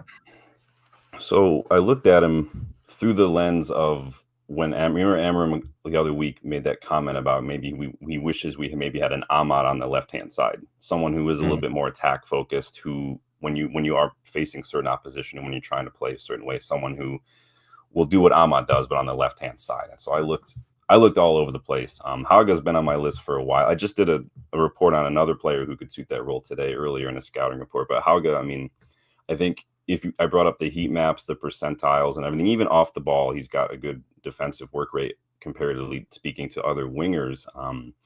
And his heat map is almost a mirror image of Ahmad's. Looks exactly the same. Dribbles, all very good numbers. And I think that he wouldn't be expensive. He's a little bit more experienced as well. And no offense to Bodo Glimt in the Norwegian league, but I think it is because it is a big step up. It wouldn't be a player that would demand maybe a starting spot week in, week out. No. Be a player against certain opposition or rotation. I think he could do a very good job. He could come in and play a Dan James role at Man United, for example. Coming in certain games with special attributes. Yeah, I think that's what I mean. Like we could use a full-on left back, but also maybe that more wing than back kind of player on the left-hand side, kind of like what we have on the right-hand side. But as we talked about, you sent me a DM before you did that show and asked me a little bit about what I know about him. But coming from a defensive perspective, I don't rate him highly. But when I looked at it, I watched the game yesterday, and he tracks back really hard. He's not a lazy player. He gives everything. So again, I think your analysis on this guy was right. So if you guys don't know who we are talking about, it's Body Glimt's Jens Petter Hauge, and he scored a couple of goals. He scored against Spurs too, didn't he? And that's what I made a point of, is looking at how maybe he performed against Premier League opposition. And he was excellent against Spurs. He had Pedro Porro on toast in that match. Skinned him. He's a rapid player. He's a very fast young player. Very good on the ball. Very good in tight spaces, which is why I think maybe in those channels and those half spaces, I think he would be very, very good. And he has like a type of his mentality is very strong. He's fearless when it comes to taking on players. He's a little bit like Garnacho. Sometimes he likes to run at players. He's not afraid, and he has the mentality. So, but the big issue with him is he's been around. He went to AC Milan, and then he went to, was it Germany? Some club, I can't remember. Yeah, he went to a few different clubs. He went when he was very young. I think he was 20 or so, 2021 when he went to AC Milan, and there was a lot of competition at Milan already. And then he jumped around a little bit on loan and then went back to Bodo Glimt, as a lot of former Bodo Glimt players do. That's a very tight-knit club over there at Bodo Glimt. It's like the Norwegian version of Athletic Bilbao or something almost. They are. Locals, very tight-knit. And that's why I think, because and a lot of them are Norwegian. I think you guys are in with a dark horse shout for World Cup with how close knit your squad is going into the tournament. But yeah, it could be a big step up. I think that you never know, but I think to me it's one of those players that's definitely worth a punt, at least looking at. But that who knows? Who knows? Well, I bet we will see him in the Premier League not long. I think when Graham Bailey reports this, I think it's not a coincidence. I think a lot of clubs look at him, and he performs in the big stage, Champions League. So, what's there to think of? And I think coming from a transfer fee part, Bodo Glimt is a small club. It's not on high wages. They could probably do a deal cheap, 5 million something. That's. He would suit, I think, a team like Aston Villa or maybe Everton or something like that. It plays a lot of quick transition, a lot of attacking football, front foot football. Yeah. By the way, guys, I don't know if you saw, I posted the link in the live chat. It's for Sean's channel, United versus Everybody. So press that link and go subscribe to his channel. It's a brilliant channel, and I see you have a lot of the same people following your channel. Danny B and all of these legends. So Danny B's got a good eye for talent too. If you want to know anything about anybody who plays in South America, go talk to Danny. He knows a lot of South American players. Yes. Danny B is brilliant. I don't want to keep on going for too long. It's been a brilliant show, 2 hours, and it's been our 1 year anniversary. So I hope that we will be here next year too. It's hard running a YouTube channel. I have my business working. I have kids, life. That's just how it is. And, I'm not a professional YouTuber, but the best thing is I have Stu and I have good friends like Sean coming on the show and helping out now and then. So, this is how we get the channel going. And hopefully next year we will sit here.